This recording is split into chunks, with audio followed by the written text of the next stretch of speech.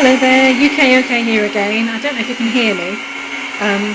I've had to plug my phone charger in while I'm videoing this.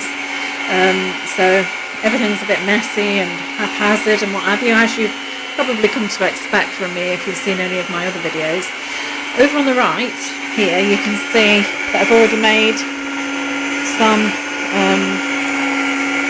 pats of butter. And what I'm doing is I'm wrapping them in greaseproof paper, and then, oh hang on, you probably can't see this, but over there's a green box with greaseproof paper wrapped around butter pats. I'll show you later properly. I can't go very far with this cable. As you can see now, if you look here, you can see that this is beginning to really look like cottage cheese or thick clotted cream or what have you,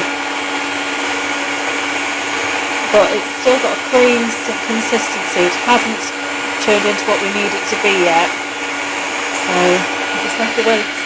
It's just about patience.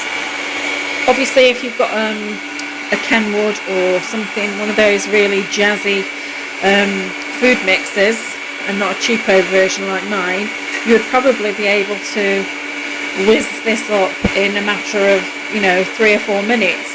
It takes about 8 to 10 minutes maybe for my mixer to do it, but as long as it does it and it ends up in butter, I don't think it matters. So let's have a look now. Right, that's still not how we want it to be. So there's nothing I can do about it. It's just a matter of time, waiting patiently for it to turn. And it will, because it's already turned from a runny cream to this cottage cheese consistency. It's just not quite where we want it yet, so it's just a waiting game. I'm only doing this, I don't advise anyone ever to stick a knife near any mixers ever. It's very irresponsible. I'm only doing it because I've done it since I had this machine, because it doesn't tend to get around the edges. Never ever ever do this unless you are a responsible adult or an irresponsible adult who is fully prepared to take the consequences of such action. But it's a nice pink knife, don't you think? Right, so now we've got, I don't know if you can even hear this, but okay, so we've got this mixture that is beginning to feel like butter. And as I squeeze my hand, you can see that the buttermilk is starting to come out of it. What we're waiting for is the bottom of here. You could see that it was all cream before. What we're waiting for is a sloshing sort of sound. And when it starts sloshing, like now, I can hear it. You might not be able to. Just rinse my hand off. Right, it's squirting bits of liquid out, so I'm going to turn it off. And you can see at the bottom,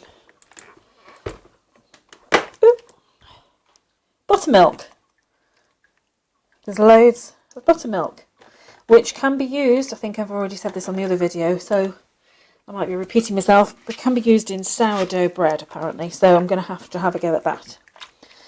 Right, so now it's a case of separating the solid from the liquid. Just gonna pop it on there because I've only got one hand at the moment with holding the camera, so well, it's a phone. I don't know if I've already said, but I've hooked up this kind of light thing that clips on because I wanted this to be clear as possible. Excuse me while I just try and soak up some of the buttermilk from around the edges here. If I'd got two hands, I would have drained it better, of course. I just want to basically show you that this is now a solid mass. What I'm going to do now is to turn the video off so that I can knead this so that all the buttermilk comes out of it. As you can see, it's all starting to ooze out.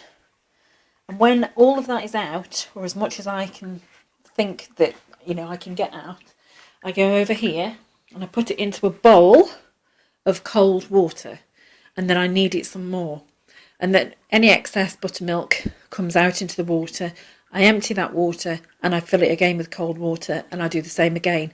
And then I end up with a big block, which I come back over here when this is being rinsed off, and then I can just shape it into however I want to, wrap it in greaseproof paper and bung it in the fridge or freezer.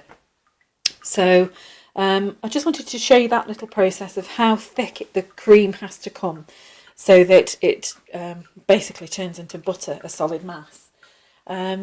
So when I've done this bit, then join me again if you want to, and we'll do part 3, which will be you know, the final sort of stage of wrapping it up in the greaseproof paper. And you know, if you've got something to shape it with or whatever, that'd be great. I mean, obviously I'm just doing basic patties, and I don't know how much they weigh. Let's just have a quick look. Excuse the mess. This is just the way I work, and that's the way it is. So right, we're on grams. Okay, that's 68 grams. Right, and in a tub, usually a small tub of butter, there's 250 grams. So you know, this is a lot of butter. This is just one big lump that I've made that out of. I've also got lots over there already made, but I can't show you those yet because I'm plugged into the wall. Okay, so now I'm going to take this up, squeeze any excess out, and rinse it in the cold water, and then I'll show you the finished product when it's all done and dusted, and talk a little bit more about it maybe. Okay, thanks for joining me.